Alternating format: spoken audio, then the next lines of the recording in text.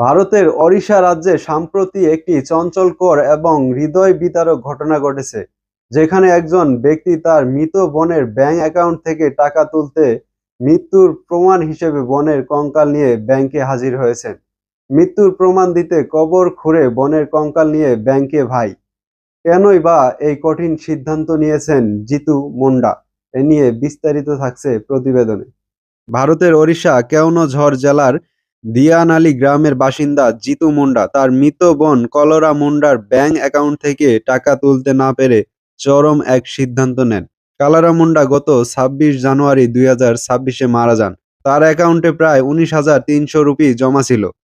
জিতু মুন্ডা জানান, বোনের মৃত্যুর পর তিনি বেশ কয়েকবার ব্যাংকে গিয়েছিলেন টাকা তোলার জন্য, কিন্তু ব্যাংক কর্তৃপক্ষ বারবার জানায় যে টাকা তুলতে হলে অ্যাকাউন্টধারীকে সশরীরে উপস্থিত হতে হবে অথবা বৈধ মৃত্যু সনদ ও উত্তরাধিকার সনদ দেখাতে হবে।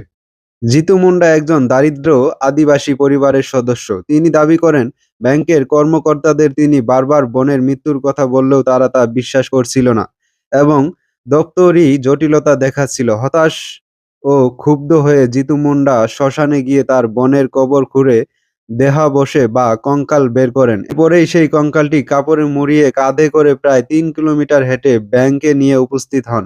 জিতু মুন্ডার বক্তব্য, আমি বহুবার ব্যাংকে গিয়েছি, কিন্তু তারা বারবার গ্রাহককে সঙ্গে আনতে বলছিল।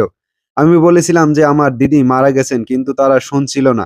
তাই হতাশ হয়ে আমি কঙ্কাল নিয়ে এসেছি মৃত্যুর প্রমাণ হিসেবে। খবর পেয়েই স্থানীয় পুলিশ দ্রুত ঘটনাস্থলে পৌঁছায় এবং পরিস্থিতি শান্ত করে। পুলিশ বর্তমানে বিষয়টি মানবিক দৃষ্টিকোণ থেকে দেখছে এবং ব্যাংক কর্তৃপক্ষের কাছে এই পরিস্থিতির ব্যাখ্যা চেয়েছে। দারিদ্র্য ও অশিক্ষিত মানুষের জন্য ব্যাংকিং সেবা কতটা কঠিন হতে পারে, এটি তার একটি বড় উদাহরণ।